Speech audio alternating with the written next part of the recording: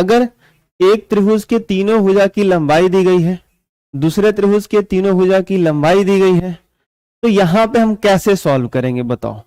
यहां पे हम क्या करेंगे समझाओ मुझे। मैंने इसके लिए क्या बताया था आपको एस एस एस। चेक करो कि एक त्रिभुज का तीनों भुजा दूसरे त्रिभुज के तीनों भुजा के साथ क्या समान अनुपात में है। तो ध्यान से देखो, 2.5 का 2 गुना 5 दिखेगा, 2 का 2 गुना 4 दिखेगा और 3 का 2 गुना 6 दिखेगा। या ऐसा इधर से सोच लो, 4 का आधा 2 है, 5 का आधा 2.5 है, 6 का आधा 3 है। ये मत देखो ना कि सर 5 यहां है तो 2.5 नीचे है, ये कैसे, इसको यहां रहना चाहिए था, ये सब मत सोचो। बस तो बारी बारी से दो दो भुजा लेते जाओ और सेम रेशियो चेक करते जाओ कि रेशियो उनका सेम है कि नहीं, समान अनुपात में वो है कि नहीं। आई बात समझ में? अगर ऐसा है तो हो जाएगा, कोई दिक्कत। तो चलो यहां पे कह सकते हो कि यहां अगर मैं ए बी लेता हूं, क्या लेता हूं, ए बी की लंबाई 2 है, तो यहां मैं क्यू आर ले लूं, तो ए बी 2 और क्यू आर कितना है 4, कट के कितना आ जाएगा 1/2। ऐसे भी कर सकते।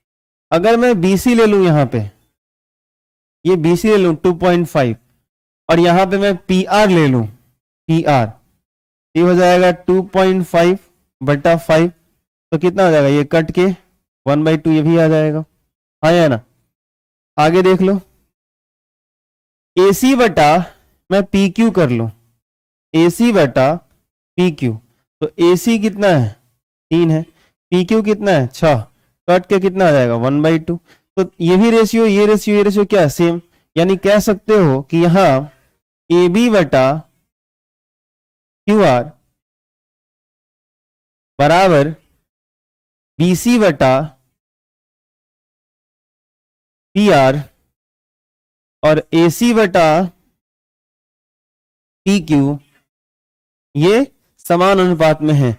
एक त्रिभुज का तीनों भुजा दूसरे त्रिभुज के तीनों भुजा के साथ समान अनुपात में है।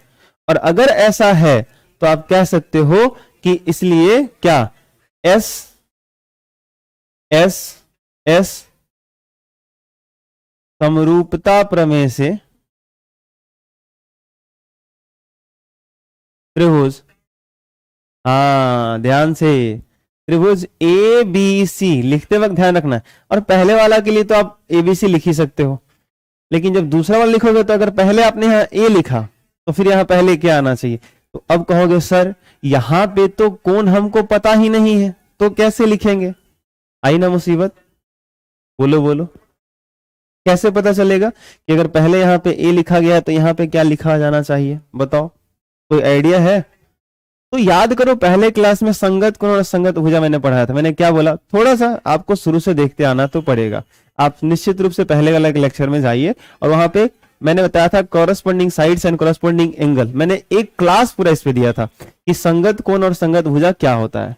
तो ध्यान से देखो कि ए बी बटा क्यू आर, ए बी कहां है, ये है, और क्यू आर कौन है, ये है। तो ए बी का संगत है क्यू आर, तो ए बी के सामने वाला ये जो कोण है ना, और क्यू आर के सामने वाला ये वाला जो कोण है ना, ये संगत कोण होगा। तो अगर मैं बोलूंगा कि ये x होगा तो ये भी x होगा। अब ये तो समरूप हो गए हैं ना, तो समरूप होंगे तो इसका तीनों कोण इसके तीनों कोण के निश्चित रूप से बराबर होगा। अब आपको पता लगाना है कि संगत कोण कौन कौन है। तो कैसे पता लगाते हैं? तो संगत भुजा के सामने का कोण संगत कोण होता है। तो जो जो रेशियो में है उसके सामने चले जाओ। BC बटा PR, BC कहां है, ये है, PR कहां है, ये है। तो इसमें BC के सामने चले जाओ, ये वाला कोण, और इसमें PR के सामने आ जाओ, ये वाला कोण है। तो अगर ये Y होगा तो ये तुम्हारा Y होगा, और तीसरा बच गया दिख रहा होगा, ये Z होगा, तो ये आपका Z हो जाएगा। आई बात समझ में? अब बताओ, अब अगर मैंने ABC लिखा है, अगर मैंने ABC लिखा है तो पहले A लिखा है तो पहले क्या आना चाहिए? आप सोच के बताओ, आप सोच के बताओ। अगर मैंने A लिखा है तो आपके अनुसार क्या आना चाहिए? A पर कौन सा कोण है? Y, Y कहां है? Q, तो आई होप आपको यहाँ पे ट्रायंगल क्यू पहले लिखना सीखी, त्रिभुज पहला शीर्ष क्यू आएगा। अच्छा, दूसरी बार में आपने यहाँ बी लिखा है, तो बी पर एंगल कितना हमने बनाया, जेड। जेड कहाँ है, आर पे, तो यहाँ आर लिखो।